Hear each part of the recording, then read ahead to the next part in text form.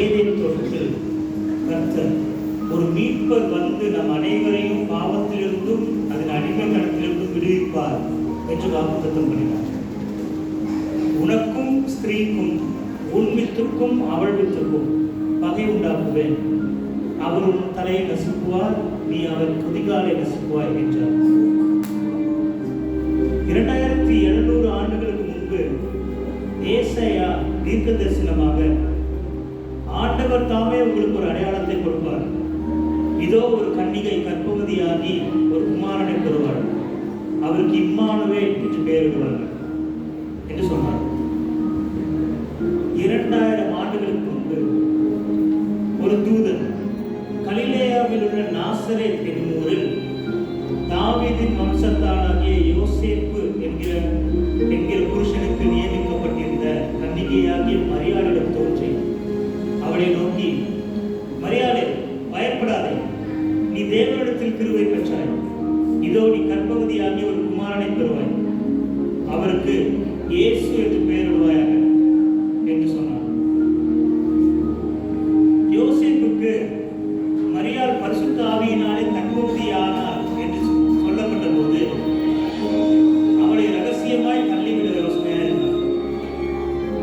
அப்படி யோசிச்சுக்கும் போது கர்த்தருடைய தூதன் சொப்பனத்தில் அவன் காணப்பட்டு, தாவீதின் குமாரனாகிய யோசேப்பே, உன் மனைவியாகிய மரியாளை சேர்த்துக் கொள்ள ஐயப்படாதே, அவரிடத்தில் உற்பத்தியாய் இருக்கிறது பரிசுத்த ஆவியினால் உண்டானது என்று சொன்னார்.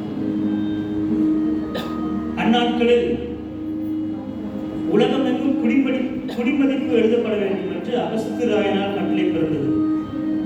அதற்காக குடிமதிப்பு எழுதுவதற்காக எல்லாரும் அவர்கள் சொந்த ஊர்களுக்கு சென்றார்கள். யோசேப்பும் கலிலேயா நாட்டில் உள்ள நாசரேத் ஊரிலிருந்து யூதேயா நாட்டில் இருந்த பெத்லெஹேம் என்னும் தாவீதின் ஊருக்கு போனார்.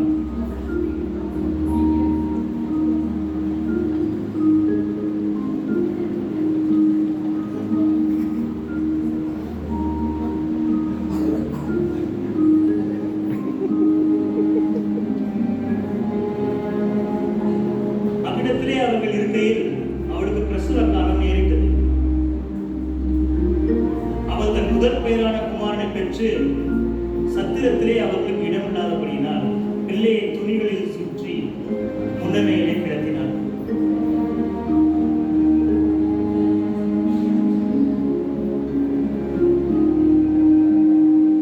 அப்பொழுது அந்த நாட்டிலே மேய்ப்பர்கள் வயல்வெளியில் தங்கி ராத்திரியிலே தங்கள் மந்தைகளை காத்துக் கொண்டிருந்தார்கள். அவ்வேளையில் கர்த்தருடைய தூதன் வந்து அவர்களிடத்தில் நின்று, பயப்படாதீர்கள், இதை எல்லா ஜனத்திற்கும் மிகுந்த சந்தோஷத்தை உண்டாக்கும் நற்செய்தியை உங்களுக்கு அறிவிக்கிறேன். இன்று கர்த்தராகிய கிறிஸ்து என்னும் இரட்சகர் உங்களுக்கு தாவீதின் ஊரிலே பிறந்திருக்கிறார். பிள்ளையை துணிகளில் சுற்றி முன்னணியிலே கிடத்திருக்க காண்பீர்கள், இதுவே உங்களுக்கு அடையாளம் என்றார். மேய்ப்பர்கள் தீவிரமாய் வந்து மரியாளையும் யோசேப்பையும் முன்னணியிலே கிடத்திருக்க பிள்ளைகளையும் கண்டார்கள்.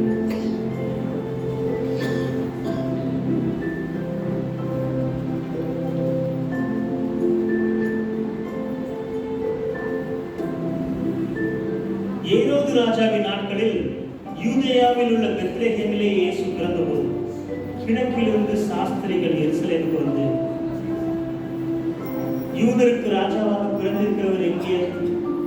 கிழக்கிலே அவருடைய நட்சத்திரத்தை கண்டு அவரை பணிந்து கொள்ள வந்தோம் என்றார்கள். இதோ அவர்கள் கிழக்கிலே கண்ட நட்சத்திரம் பிள்ளை இருந்த ஸ்தலத்திற்கு மேல் வந்து நிற்கும் வரைக்கும் அவர்கள் முன் சென்றது. அவர்கள் அந்த நட்சத்திரத்தை கண்டபோது மிகுந்த ஆனந்த சந்தோஷம் அடைந்தார்கள். அவர்கள் அந்த வீட்டிற்குள் பிரவேசித்து பிள்ளையையும் அதன் தாயாகிய மரியாதையும் கண்டு சாஷ்டாங்கமாய் விழுந்து அவரை பணிந்து கொண்டு தங்கள் பொக்கிஷங்களை திறந்து பொன்னையும் தூப வர்க்கத்தையும் வெள்ளை கோலத்தையும் அவருக்கு காணிக்கையாக வைத்தார்கள்.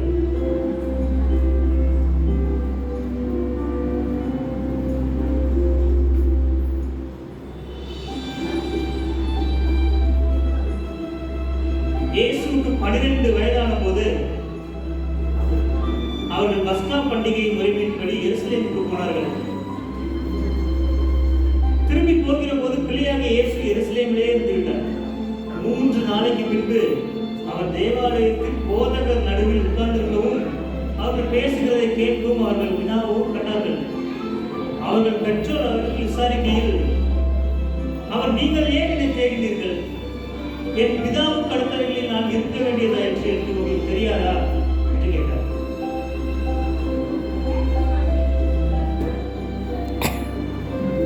வனாந்திரத்திலே சகரியாவின் குமாரனாகிய யோவானுக்கு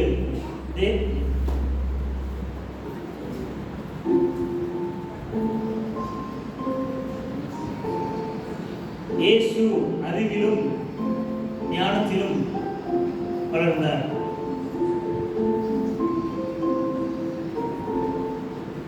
வனாந்திரத்திலே சகரியாவின் குமாரனாகிய யோவானுக்கு தேவனுடைய வார்த்தை வருகின்றது. யோர்தான் நதிக்கு அதிகம் அருகான தேசம் எங்கும் போய் பாவ மன்னிப்புக்கென்று மனம் திரும்புவதற்கு ஏற்ற ஞானஸ்தானத்தை குறித்து பிரசங்கித்தார்.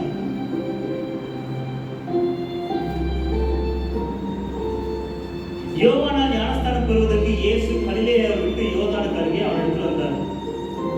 யோவான் அவருக்கு தடை செய்தார். இயேசு அவனுக்கு பிரதித்திரமாக, இடம் கொடு என்றார்.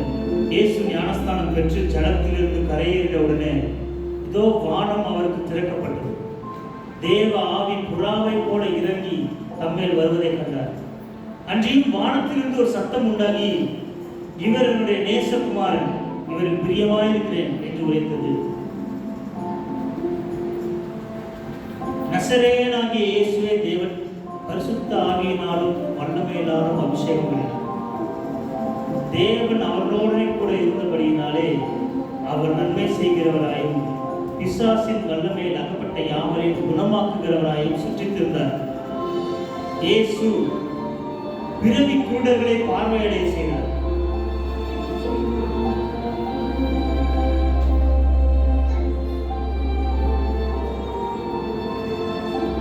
அவர் குஷ்டரோகிகளை சுஸ்தமாக்கினார்.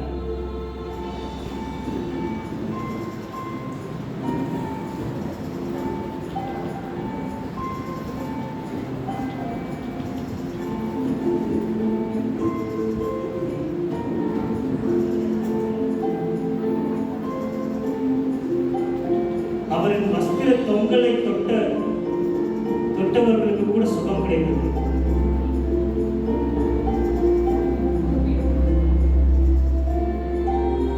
ஆனால் இவை எல்லாவற்றையும் விட நாம் அறிந்திருக்க வேண்டியது ஒன்றே ஒன்றுதான். அவர் நியாய பிரமாணத்தை நிறைவேற்றவும் நாம் அவரை போல பரிசுத்தமாக வாழ மாதிரியாகவும் பிறந்தார். அவர் நமக்காகவே வந்தார், உனக்காகவும் எனக்காகவும். அவர் உன்னிடத்தில் என்னிடத்திலும் பலியாகினார். அவர் சிலுவையை மாத்திரம் சுமக்கவில்லை, தன் பிதாவுக்கும் தனக்கும் இடையே ஏற்பட்ட பிரிவின் வேதனையையும் சுமந்தார். தன் தகப்பனிடமிருந்து பிரிக்கப்பட்ட வேதனையை அவர் தாங்கினார். நீயும் நானும் தேவனோடு ஒப்புரவாகும்படிக்கு அவர் அந்த வழியை ஏற்றுக்கொண்டார். நீயும் நானும் பாவத்திலிருந்து விடுதலை பெற அவர் அந்த வேதனையை சுமந்தார். அவர் மரித்தார், ஆனால் மீண்டும் உயிரோடு எழுந்தார்.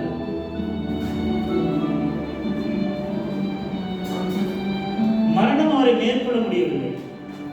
பாவத்தையும் மரணத்தையும் அவர் மேற்கொண்டார். ஒரே தரம் கிருபாதார வழியாக உனக்காகவும் எனக்காகவும் வந்தார். இப்பொழுது பிதாவினுடைய வலது பாரசத்தில் சதா காலங்களிலும் ராஜாதி ராஜனாகவும் கர்த்தாதி கர்த்தனாகவும் வீற்றிருக்கிறார். மூப்பர்களும் சிங்காசனத்தில் மேல் வீற்றிருப்பதற்கு முன்பாக வழக்கமாக விழுந்து சதா காலங்களிலும் உயிரோடு இருக்கிறவரை தொழுது கொண்டு தங்கள் கிரீடங்களை சிங்காசனத்துக்கு முன்பாக வைக்கிறார்கள். எல்லா மகிமையும் கனமும் அவருடையது, அவருடைய பரிசுத்த நாமத்திற்கே உரியது என்று வாழ்த்துகிறார்கள். இயேசு அவர் மீண்டும் வருகிறார். இம்முறை சிறு குழந்தையாக அல்ல, நீதியுள்ள நியாயாதிபதியாக வருகிறார். மீண்டும் அவரை முகமுகமாய் சந்திக்க நீங்கள் ஆயத்தமாக